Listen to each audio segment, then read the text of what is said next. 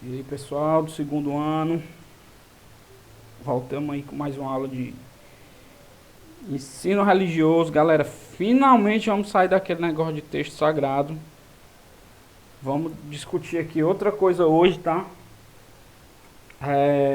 Eu vou pedir que vocês peguem o livro de vocês e abram o livro de vocês para ficar melhor de vocês acompanhar, tá? Vocês vão me escutando. Dá uma pausazinha aqui no vídeo, dá like, se inscreve no canal. Virei youtuber. Curte, compartilha. Aí presta atenção, vocês dá uma pausazinha aqui no vídeo. Vocês vão abrir o livro de vocês no computador mesmo, né? No portal, no EDEB. Vocês abrem por lá, tá? E vocês vão botar, ó, nessa página aqui, que não tem número de página, né, macho? Esse bicho aqui é meio coisado das páginas aqui. Aí vocês botam na página 1.2.1. Não sei se deu pra entender. Eu vou aumentar aqui pra vocês verem qual é a página que tá. Tá? Aí vocês botam, ó, peraí, deixa eu aumentar bem muito aqui. Tá aqui, ó. Peraí, tá 1.2.1. Vocês botam nessa página aqui, porque a gente vai discutir. Ai, meu Deus do céu. Foi besteira aqui, ó. A gente vai discutir a partir da leitura desse negocinho aqui, desse texto aqui do livro, tá? A gente vai entrar em outra discussão agora. E aí vocês me acompanhem pelo livro de vocês. Deem pausa e vão lá, tá? Não é difícil achar, não. Vocês botam no capítulo, eu vou explicar aqui. Vocês botam no capítulo... Que capítulo é esse mesmo? Capítulo 2. Aí quando chegar no capítulo 2... Vocês deixam aqui, vocês vão ver o capítulo 2. Beleza? Então vamos lá. Vocês provavelmente já deram pausa, já botaram aqui no livro. Então vamos lá fazendo essa pequena leitura aqui, tá? Meu Deus. Começando a ler esse pequeno negócio aqui, negado. Eu tô me atrapalhando todinho, viu? Mas... bicho não. Vocês relevem aí. Eu sou matutozinho, macho. Pronto. Ó. Agora o celular aqui, peraí. Galera, deixa eu tirar o som. Pronto. Resolvido. Vou botar aqui. Pronto. Vamos lá. Para continuar o processo e aprofundar a compreensão de nós mesmos neste capítulo, trataremos da importância da linguagem como sistema de comunicação e forma de expressão das pessoas na realidade que vivem. Opa. A religião e a ciência discorrerão e refletirão, cada um a seu modo, sobre o desejo, a esperança e a utopia, realidades tão pulsantes no ser humano. As duas linguagens tratam do desejo, da esperança e da utopia, exatamente porque ambas são concebidas como significativas e necessárias. Agora onde é que está que eu me perdi? E necessárias para que consigamos compreender o universo e a humanidade, podendo assim empenharmos-nos na construção. É isso, moço. Na construção de uma vida melhor e com mais sentido para nós mesmos e todas as pessoas. Beleza, galera? Linguagem. Lembrando que quando a gente vai falar de linguagem, a gente está falando que nós, seres humanos, somos seres simbólicos. Lembrem daquilo que a gente já discutiu ano passado.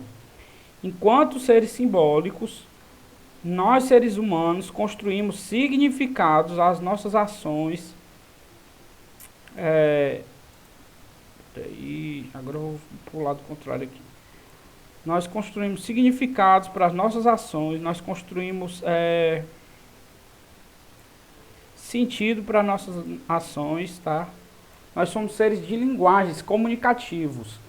Nós, diferente dos outros animais, a gente não está reduzido à pura biologia, a puro lado animal. A gente é mais do que isso, a gente transcende, tá? E a linguagem é algo essencial para o ser humano chegar onde chegou. A gente não teria conseguido transmitir esse conhecimento que a gente tem até hoje, a gente não conseguiria ter tido, não teria conseguido se, como é que eu posso dizer, se tornar o que a gente chegou sem a linguagem, tá? O ser humano tem a capacidade de linguagem e de compreensão que vai além do que os outros animais conseguem. A gente já discutiu isso ano passado, então não vou me deter muito nisso não, tá? E aqui o que é que ele vai fazer? Ele vai diferenciar a linguagem religiosa da linguagem científica. As duas esferas, segundo o livro, são importantes para nós seres humanos. Só que cada uma vai tratar de um aspecto da realidade, um tipo de linguagem que é bem própria, que é bem, como é que eu posso dizer, bem particular em relação à outra, tá? O que não significa que um vai anular o outro, certo? Não é porque a gente está produzindo ciência que a gente vai negar religião. Lembre-se das discussões que a gente está tendo em filosofia. A gente já falou aqui do Renascimento, a gente já falou aqui do racionalismo, a gente já falou aqui a gente está falando agora do iluminismo. Todos esses movimentos, eles são de valorização da razão, valorização da ciência, valorização da filosofia, do conhecimento humano. Isso não quer dizer que a gente precise negar o conhecimento religioso, tá? Aquela história de que todo cientista é ateu, é uma conversa que eu não sei de onde é que a galera tirou, na verdade até sei, né? Mas assim, que não se sustenta, tá? Essa ideia já foi refutada há muito tempo, inclusive se vocês, por curiosidade, quem formulou a teoria do Big Bang, por exemplo, foi um padre. A gente tem inúmeros cientistas que são religiosos. Eu acho que eu já falei para vocês, inclusive, daquele filme do Stephen Hawking, em que ele trabalha um pouco essa questão. Eu passaria para vocês se o filme não fosse fazer a gente chorar até o ano que vem. Mas o que é que vai acontecer? Então a gente tem que lembrar que essas são duas esferas que não são conflitantes propriamente dito, tá? Então, vamos lá, vamos seguir aqui. Linguagem religiosa. A linguagem religiosa fala do sistema de sentidos da vida e do viver. Sem a linguagem, aqui no caso ele vai falar da linguagem como um todo, tá? Sem a linguagem, estaríamos fadados basicamente à vida determinada pelo ambiente à nossa volta e por nossas características físicas. Aquilo que eu falei para vocês. A linguagem do ser humano é algo essencial e faz a gente transcender o que é natural, tá? Porque a gente tem essa dimensão simbólica. A linguagem é isso, essa dimensão simbólica que a gente tem. A gente dá sentido às coisas, a gente dá nomes às coisas, certo? Só podemos sonhar, desejar, construir algo novo, algo melhor, porque somos seres de linguagem, tá? Então a linguagem tem essa função essencial.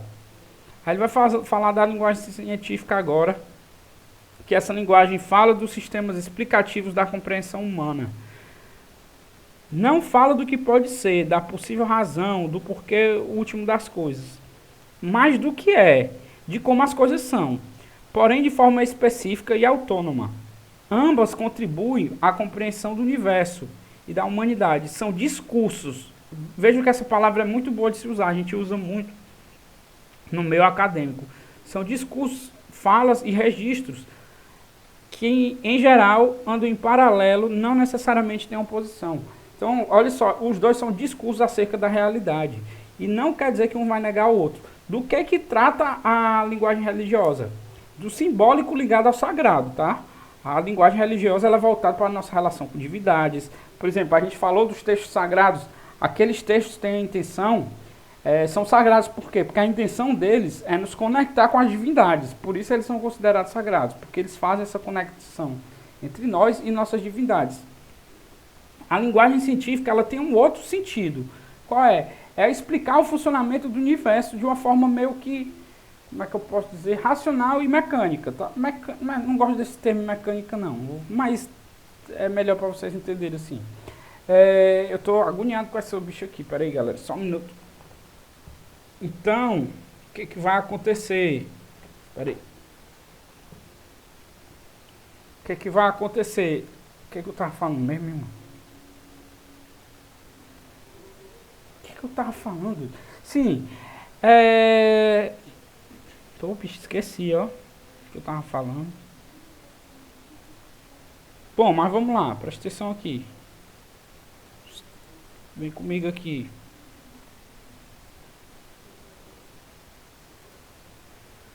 Linguagem religiosa, tá? Ele vai explicar um pouquinho mais. Na contemporaneidade, a linguagem é uma alternativa de explicação da nossa relação com a realidade, enquanto relação de significação. Lembra, a gente dá significado. A análise do significado e dos nossos processos de simbolização constitui-se em uma nova via na busca do fundamento, de se encontrar um elemento mais básico. É significativo, portanto, que a questão sobre a natureza da linguagem, sobre como a linguagem fala do real, sobre o sentido dos signos e das proposições linguísticas emerge como um problema central na filosofia, na teologia e em outras esferas do saber, a partir do século XIX. A análise da linguagem torna-se o caminho para o tratamento não só de questões teológicas e filosóficas, mas de questões dos vários campos das ciências humanas. Professor, macho, que viagem é essa? Professor, não entendi nada, doido. Galera, a linguagem se torna algo essencial para o ser humano. E como é algo essencial, é algo que vai passar a ser muito estudado na filosofia, na sociologia, na antropologia. A linguagem se torna um elemento básico para o estudo de algumas ciências, tá? A antropologia, por exemplo, vai ter um cara chamado Levi-Strauss, que ele vai utilizar um estudo da linguagem de algumas tribos, de algumas culturas diferentes, para, a partir desse estudo dessa linguagem, ele conseguir compreender mais ou menos o funcionamento dela. E aí ele faz uns paralelos entre uma língua de uma tribo e uma língua de outra tribo, de um país. Então vejam só, a linguagem ela passa a ser esse objeto de estudo. Por quê? Porque é através da linguagem que a gente dá sentido ao mundo. A gente conhece as coisas através da linguagem, tá? Então tem um filósofo que ele diz que a gente só conhece aquilo que a gente sabe o nome. Professor, como assim? A gente só conhece as coisas, tipo, se chegar... O Chaves, tem um episódio do Chaves que ele desenha uma chifurínpula. Aí ele desenha assim a chifurínpula, aí o professor Girafales fala assim, Chaves, que diabo de desenho é esse aqui, mano? Aí o Chaves, é uma chifurínpula. Aí, professor, que diabo é chifurínpula? É uma coisa que eu inventei. Presta atenção. A gente não conhecia a chifurínpula até o Chaves desenhar uma chifurínpula. A partir desse momento, é uma viagem, eu sei que é uma viagem, mas assim, a partir desse momento, aquilo ali faz parte do meu universo. Antes não existia. Se a gente pegar de uma forma mais materializada para vocês, imaginem vocês um celular. Um celular não, esses como é? Esses celular novo, macho, que a gente chama, esses smartphones. Essa é uma palavra que para vocês pode parecer que sempre existiu, para mim não é. Para mim eu já venho de outro tempo de celular, da cobrinha com a luzinha e tal. Então, quando eu conheço as coisas através dessa linguagem, eu estou ampliando meus horizontes. Por exemplo, eu não sabia que existia isso. Quando eu soube, abriu minha cabeça se expandiu, tá? Então, por isso a linguagem ela tem esse papel tão importante. Fala, meu Deus. E aí, pessoal, ele abre aqui uma aba, tá? Que vai falar da linguagem religiosa. Vocês podem dar uma lidazinha nisso aqui em casa depois, tá? Então a gente mesmo pode fazer essa leitura depois. Vale, meu Deus, agora tenho que diminuir aqui. De caber tudo. Eu vou diminuir aqui, que é...